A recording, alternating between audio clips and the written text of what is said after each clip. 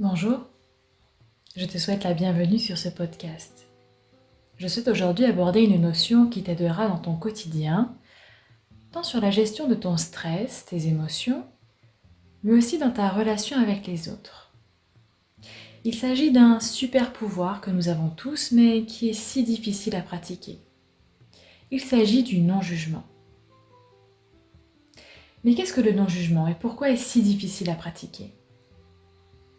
Dans cette société où tout est jugement, où tous nos faits et gestes, notre façon de faire, de penser, d'éduquer est observée et notée, il paraît très utopique de vous parler de non-jugement.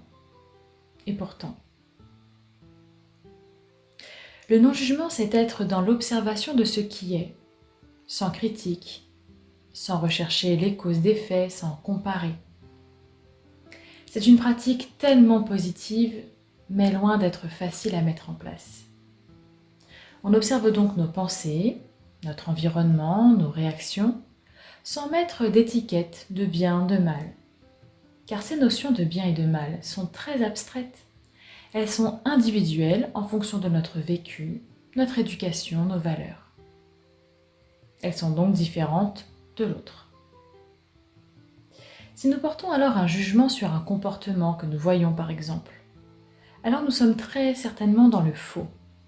Car le jugement est notre appréciation avec notre regard.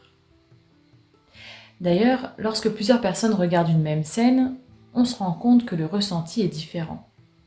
Car le jugement de la scène est différente. Qui est dans le bon, qui est dans le mauvais. Qu'en est-il de notre propre jugement ? On a tendance à ne pas être juste avec soi-même. Soit on se rabaisse, soit on se cherche des excuses. Voilà donc l'importance du non-jugement. On se rapporte uniquement aux faits, à l'observation des faits. Pas facile. Alors comment pratiquer le non-jugement ? Bien, le non-jugement demande de l'autodiscipline et de la vigilance. Il s'agit là d'une véritable gymnastique de l'esprit. Car comme le dit Carl Rogers, psychologue et l'un des précurseurs de cette notion, il s'agit de poser un regard positif sur la nature profonde de l'homme. Chaque individu a potentiellement les capacités de trouver des solutions à ses problèmes.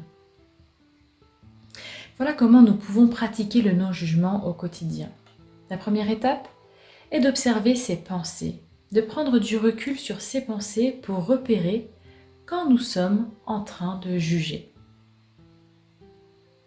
Une fois le jugement repéré, arrêtez-vous et modifiez cette pensée. Au lieu de juger la personne ou la situation que vous avez en face de vous, essayez de la comprendre en faisant preuve d'empathie par exemple. Une fois cette étape franchie, alors il sera plus facile d'accepter ce comportement ou cette situation qui peut nous déstabiliser. Si nous nous surprenons en train de juger, c'est que finalement la situation ou la personne en face de nous nous réveille nos propres émotions, nos valeurs.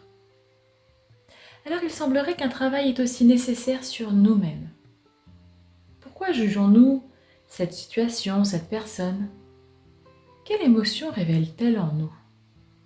Pourquoi ? Voilà une véritable gymnastique à effectuer. Alors soyons attentifs à nos pensées. Il nous faudra une pratique quotidienne et une grande vigilance pour pratiquer le non-jugement. J'espère que cette notion de non-jugement est un peu plus claire dans vos esprits. Pas facile à mettre en place au quotidien. Il s'agira d'être vraiment vigilant quant à nos pensées, à notre façon de penser.